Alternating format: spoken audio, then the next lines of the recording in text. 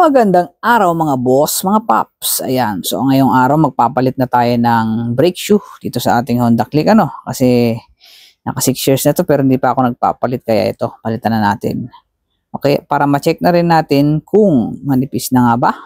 Ang unang-una nating tatanggalin mga boss is ating tambutso May dalawang tornilyo yan sa ilalim 10 mm. So kailangan meron kayong socket.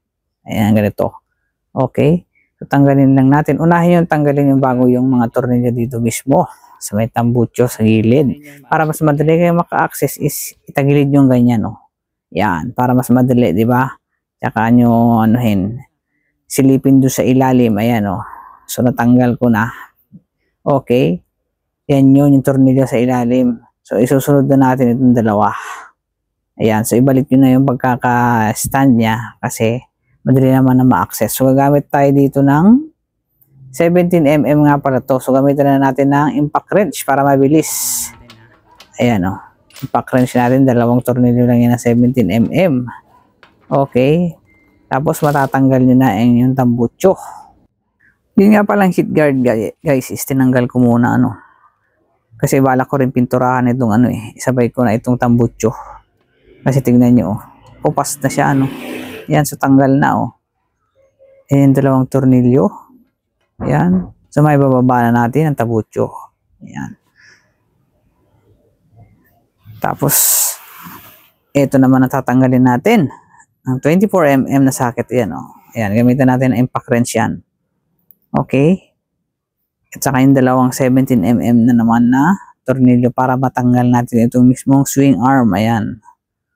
So, impact wrench natin mga guys, mga boss. Ayan Ito muna, 17 mm, dalawa.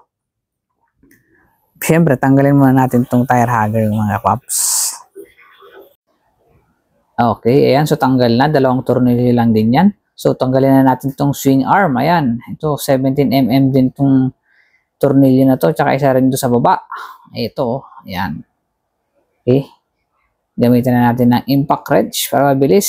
Then 24 mm pala ito dito sa rear nut niya. Ito, ayan Ayan, medyo hawakan nyo lang yung gulong para matanggal yun. Tanggal. Lakas talaga, mabilis talaga pag may impact wrench. Ayan yung nut niya Okay. Tapos matatanggalan natin itong swing arm. Yan mga guys. Ayan. Napaka-importante talaga na check tayo kung maigi ang ating preno. I-maintain ang ating mga brakes. Ayan, so tanggal na. Okay. Ganoon lang kasimple magtanggal ng swing arm. Ayan Tapos may bushing din yun Ayan Ayan, bushing. Linisin na natin lahat yan. Okay. Natanggal nyo yung bushing na yan. Yan, para dyan yan matatanggalin natin yung gulong. So, luwagan muna natin pala to Ayan luwagan. Ayan. Pihitin nyo ng counterclockwise para madaling matanggal yung gulong. Ayan umiipit kasi yan Tapos itaas nyo lang ng konti yung tapalodo na yun. Okay. Pagka luwagan nyo pagka hindi kaya. Sa akin kasi kaya naman kahit hindi natanggalin yun. Medyo sumasanggalan ng konti. Ayan. Tanggal na, di ba? At makikita na natin ayun ang ating brake shoe after 6 years yun Pero hindi naman siya ganun kanipis. Ayan pwede pa naman. Pero ang dumi-dumi niya. Ganyan lang pagtanggal may spring kasi yung dalawa. Ayan, ganyan lang Parang hilain nyo lang siya. Parang itutupin nyo na gano'n Ayan, dahan-dahan lang. Kasi may spring yan. Yan, okay. Malbang diskarte. Ngayon lang kasi ako magtatanggal nito mga guys Pasensya na Ayan Ayan, ganun. Yun, ganun. Kasi napanood ko rin ganun ng pagtanggal. Di ba napakadumi? Pero pwede pa ito Pero palitan ko na. Okay, ayan. So, linisin na rin natin lahat to. Ayan medyo makapal pa, di ba? Reserva ko lang din ito, ito na yung bagong binili ko. Okay, genuine yan na brake shoe. So, linisin natin to. Nasa inyo yan kung ano pa nilinis nyo. Ako muna, ito sabon muna. Okay. Dishwashing pala, ayan. Okay. Tapos banlawan. Tapos, sprayan din natin yan ng brake cleaner kung meron kayo. Tapos ito, lihain din natin, yung sa gulong para matanggal yung mga dumi. Tsaka kalawang, linis na, Yan, tapos Papalitan na ko na ng bago. Ayan, oh. 'Di ba? Pwede pa to, reserba ko tong luma. 'Di ba? Ayan. Okay, tapos lagyan din natin dito ng grasa konti lang, oh. Ayan, dito kasi kumakabit yung ano yung brake shoe. Ayan, tsaka dito, oh. Konti lang naman. Okay, diyan. Para ma-less yung friction ba. Ayun. So ito na ipapalit natin, oh. Yan, kahit di ka naman malilito dyan kasi dito, yan yung palapat dito. Tapos sa kabila is yung sa butas. Yan, oh. Iipit dun. Okay, so ikabit na natin yan. Kahit na anong orientation ng pabaliktad. Oh, okay. So ganyan lang yan, oh. O ganoon din ang pagkabit. So parang tutupiin mo siya para mas madali. Ayan. Yan, oh. Ganun diskarte, oh. Yan, medyo mahirap lang sa una. Pag una mo talagang ginawa, lahat naman ng bagay is mahirap, di ba? O yun. Lumalaban kasi yung spring, eh. O. Yan, lalapat din yan. O. Pagka lumapat na siya magkabila, okay na yan. Okay. Goods na yan, mga paps. O. Diba? Bagong brake shoe. Yan. O, lagyan natin ng grasa dito sa may spline niya kasi yan kakabit yung ano, yung sa gulong. O. Okay? Para pagka tinanggal nyo next time is madali lang, ano. Okay, so ikabitan natin tong gulong. Ayan, malinis na rin dun. Ayan, ganyan lang. Ilapat lang natin na ganyan, no. Oh, sakto lang natin dun.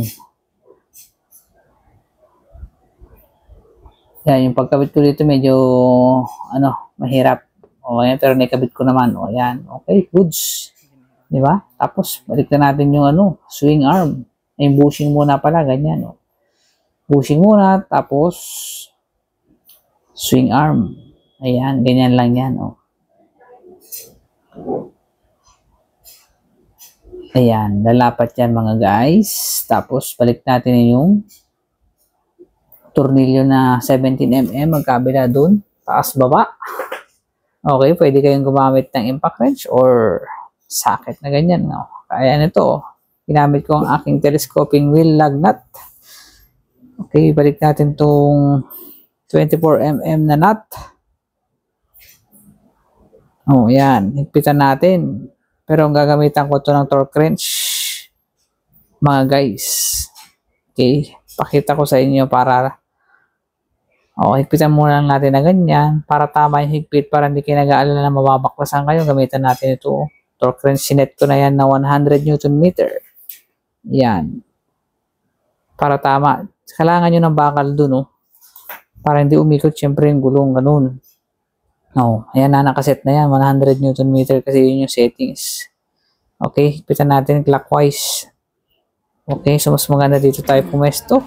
Ayan, pag narinig nyo na yung ano, tick sound, 2 beses. Okay, so wala pa. Yun. Okay, wala pa rin. Yun, oh. Oh, yun. Pag narinig nyo na yung mahigpit na yan. So, tama na yan. Hindi na yan matatanggal, no? Kaya napakalaga meron kayong torque wrench para laging tama ang higpit na yun yung mga nut. Ayan. Lagay ko na lang yung link dyan na sa description ng mga ginamit ko. O, yun. So, okay na. Ayan. Templahin nyo lang pagka medyo luwagan nyo or higpitan kung dapat may pre-wheel yan na ganyan. No? Yung hindi siya mahirap ikutin. Ayan. So, okay, goods. Na-install na natin ang ating bagong brake shoe, mga paps. O, yan, o. Okay. Pagka medyo, higpitan lang na konti. Okay, goods. Ganun lang kasimple. So, hindi pa pala nakapag-subscribe kay LN2 Vlogs. Yun. Please subscribe po. Ibabalik ko na lang yung, bagong pintura na, tambucho. Okay, thank you.